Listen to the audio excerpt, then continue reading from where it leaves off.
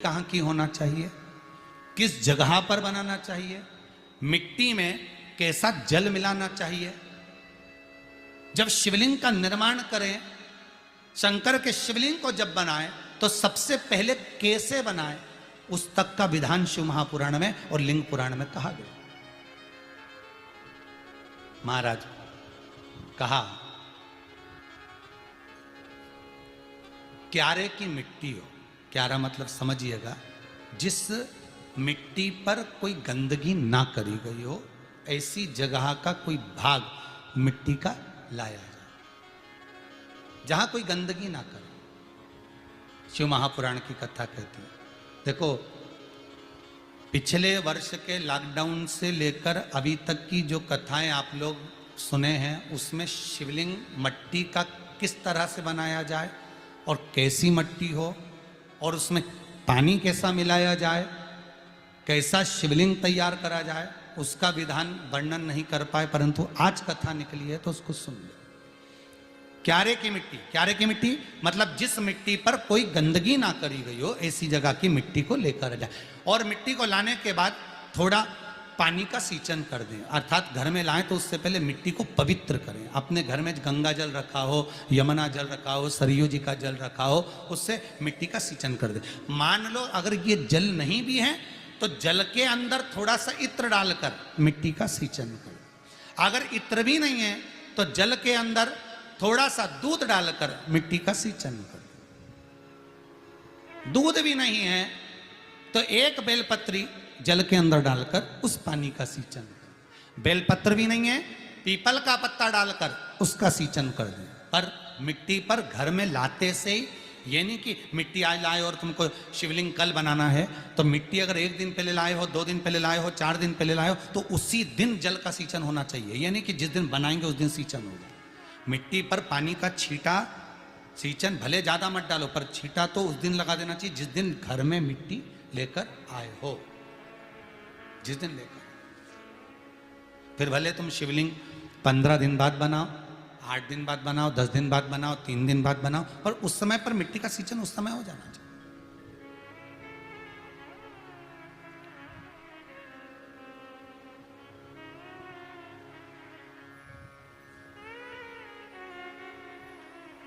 फिर कहा जिस दिन शिवलिंग का निर्माण करो उस दिन प्रातः में अगर आप शिवलिंग बना रहे हैं तो ब्रह्म मुहूर्त में मिट्टी को गला दो।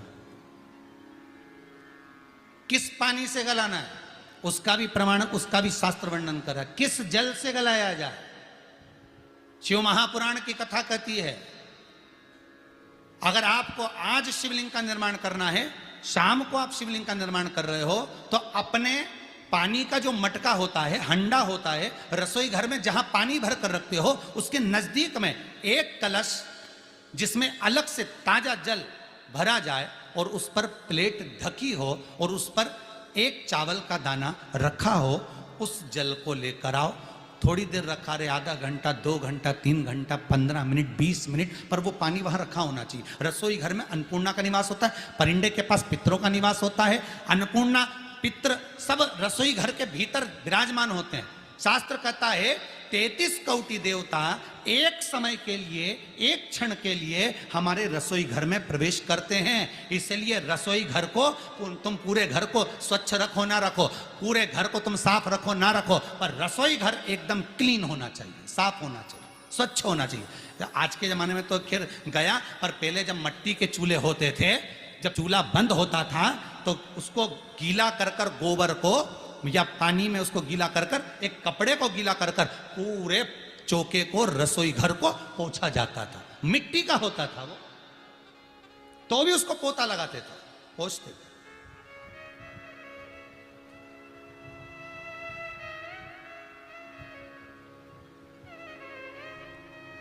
तो पहला क्रम है पार्थिव शिवलिंग का निर्माण। सावन के महीने में अगर आप शिवलिंग बनाते हैं, सोमवार को शिवलिंग बनाते हैं, तो नियम ध्यान रखिएगा महाराज, लिंग पुराण से है ये, इसका नियम ध्यान रखिए। क्या करना है, मिट्टी को लाना है, जल का छींटा देना, छींटा जरूर देना, घर में लेकर आए और जल का छींटा होना जरूरी है। 2 दिन तक, 3 दिन तक मिट्टी रखी हुई है, और उसके बाद अगर आपने पानी का छींटा नहीं दिया है और आपने डायरेक्ट मिट्टी को गला दिया और उसके बाद बनाया तो उसका कोई प्रमाण नहीं। जल का छींटा अवश्य।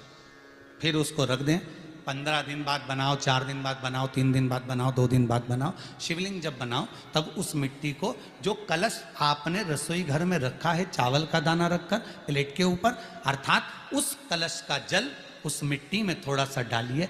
क्यों डाला जाता है उसका भी भाव वर्णन किया है।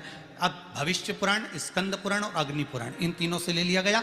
वर्णन किया गया जब उस कलश का जल हम डालते हैं तो उस कलश में पितरों का भाव आ जाता है, अन्नपूर्णा का भाव आ जाता है, घर में लक्ष्मी का भाव आ जाता है, संपदा का भाव आ जाता है।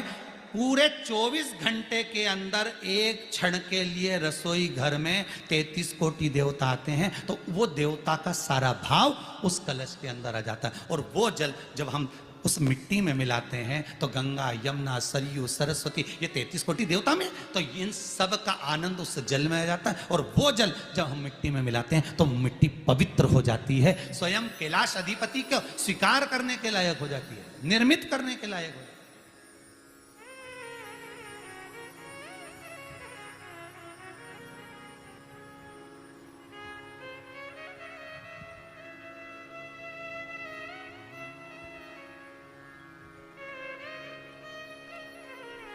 शिवलिंग का निर्माण।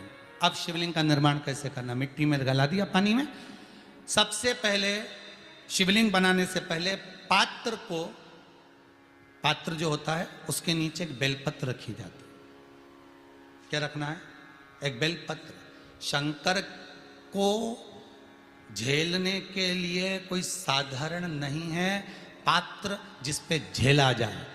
स्वयं गंगा शिव की जटा में और आप शंकर के शिवलिंग का निर्माण कर रहे हो, कोई साधारण नहीं हो सकता। स्वयं आप विदेश्वर संहिता के अंतर्गत पढ़े कि ब्रह्मा और विष्णु, ब्रह्मा ऊपर जा रहे हैं, भगवान विष्णु नीचे जा रहे हैं, तो पता नहीं कर पा रहे कि यहां चरण कहां पर और शीश कहां पर है, उसको जान ही नहीं पा रहे।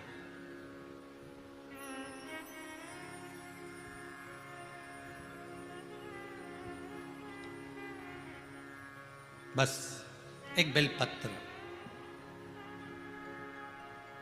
साधारण भाव में, बेलपत्र भी सीधा भाग, और इस बेलपत्र की जो डंडी है वो उत्तर दिशा में रखना है थाली के अंतर्गत जब आप शिवलिंग का निर्माण करो। उत्तर। इसके ऊपर जो गलाई हुई मिट्टी है वो डाल दीजिए, और डालने के बाद सबसे पहले शिवलिंग का स्वरूप बनाना है। सबसे पहले नीचे की जलाधारी नहीं बनाना। क्या बनाना है? शिवलिंग का स्वरूप बनाना। बनाने के बाद उसी शिवलिंग के पास में और मिट्टी डाल लीजिए, फिर जलाधारी का निर्माण करो। फिर जलाधारी,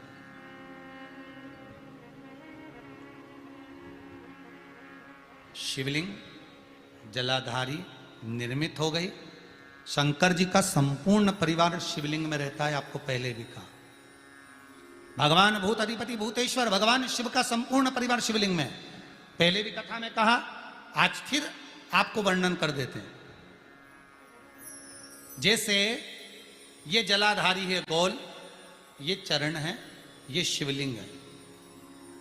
ये जो गोल भाग है जहां पर भगवान शंकर का शिवलिंग रखा है, ये पार्वती जी का हस्त कमल है। जहां से पानी नीचे गिर रहा है, इसके राइट भाग में श्री गणेश जी का स्थान, लेफ्ट भाग में श्री कार्तिकेय जी का स्थान। बीच में जो एक मोटी सी लाइन होती है जलाधारी में है, वो पार्वती जी के सुंदर पुत्री अशोक सुंदरी का स्थान। शंकर जी के ऊपर जो तिकोनी रखी रहती है, उसके ऊपर से जो जल बूंद बूंद नीचे गिरता है, ये जो पानी बूंद बूंद नीचे गिरता है, या आप कलश से जल चढ़ाते हो या आप श्रृंगी से जल चढ़ाते हो, तो ये जो पानी गिर रहा है, ये शंकर भगवान की 5 पुत्रियां, जया, विषहरा, शामरी बारी, दौतली और देव, ये शंकर जी की 5 बेटी, 5 पुत्री। कार्तिकेय भी है, गणेश भी हैं, अशोक सुंदरी भी है, शंकर जी की 5 बेटियां भी हैं, शंकर भी है और पार्वती भी। अर्थात शिव जी के परिवार में आपको गणेश जी की पूजन अलग करने जाने की जरूरत नहीं पड़ेगी, शंकर के परिवार में पार्वती जी की पूजन अलग करने जाने की जरूरत नहीं पड़ेगी, कार्तिकेय की पूजन अलग जाकर करने की जरूरत नहीं है। शंकर का परिवार, शंकर के शिवलिंग के साथ में उस जलाधारी में संपूर्ण परिवार शंकर का विराजमान है, संपूर्ण परिवार, कुछ भी नहीं, संपूर्ण और पूरा परिवार है महाराज। फिर वही बात आई, ध्यान दीजिएगा, जिस व्यक्ति को नींद ना आवे, रात्रि को सोते समय टेबलेट खाने की जरूरत नहीं, शंकर भगवान की 5 पुत्रियों का नाम लीजिए। जया, हाथ में जल लो, पलंग पर बैठो, जल हाथ में लिया, जया आचमन कर लो, विषहरा आचमन कर लो, शामली बारी आचमन कर लो, दौतली आचमन कर लो और देव आचमन कर लो। ये शंकर की जो 5 पुत्रियां हैं, ये ऐसी पुत्रियां हैं जो निंद्रा देवी को लेकर आती हैं और हमें विश्राम का आनंद सुख प्रदान करती हैं, हमारे नयनों पर विराजमान रहती।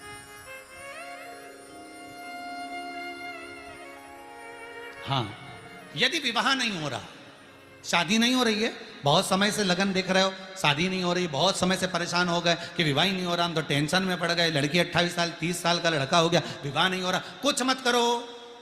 अष्टमी तिथि आए तो अशोक सुंदरी वाली जो जगह है वहां पर हल्दी की 7 बिंदियां लगा दो, लड़का लड़की का हाथ उस बिंदी पर रखवा दो, उसका नाम गोत्र बोलो, उसी हल्दी में उसके हाथ पीले करवा दो और पीपल के पेड़ पर उस हाथ के 5 छापे पड़वा दो, 3 महीने में विवाह पक्का हो जाता है महाराज। उसका इतना, अशोक सुंदरी के उस हल्दी का इतना प्रमाण,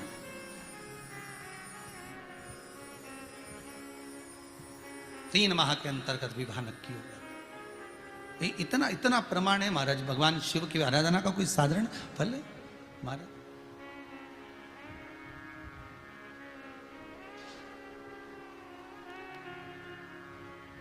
निर्मित करा शिवलिंग। एक बार सब जितने भी टीवी पर बैठे हैं, सम्मुख में कथा सुन रहे हैं,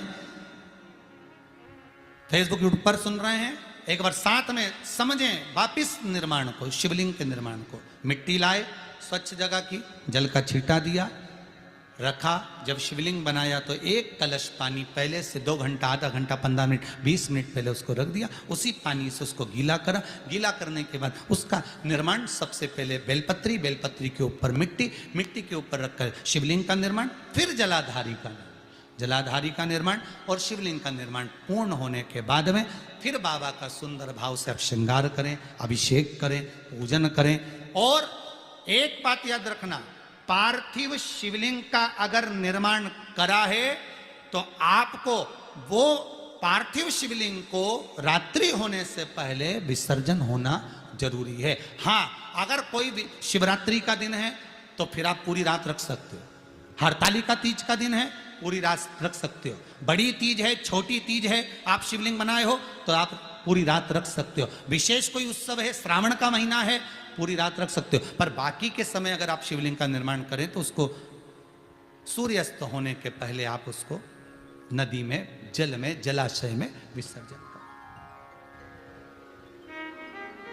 बहुत ध्यान दीजिएगा, विसर्जन करते समय जब आप विसर्जन करें, पानी में अपने पात्र को, शिवलिंग को जब छोड़ें, उस समय पर ध्यान दीजिएगा कि शिवलिंग की जो जल की धार है, जिसका उत्तर की ओर जो जल की धार होती है, विसर्जन करते समय वो जल की धार अर्थात वो उत्तर का भाग हमारी ओर होना चाहिए और थाली इस तरह से पकड़ें कि वो भाग हमको जब डालें तो वो भाग हमको दिखे, थोड़ा सा नजर आए पानी में डालते समय। और जब वो थोड़ा भाग दिखता रहे, और जिसलिए आपने शिवलिंग बनाया, जिस कामना से आपने शिवलिंग बनाया है, वो कामना उस भाग को पानी में देखते देखते बोल दीजिए, वो कामना पूर्ण हो जाती है। इसको कहते हैं पार्थिव शिवलिंग का निर्माण करना और उसकी आराधना करना।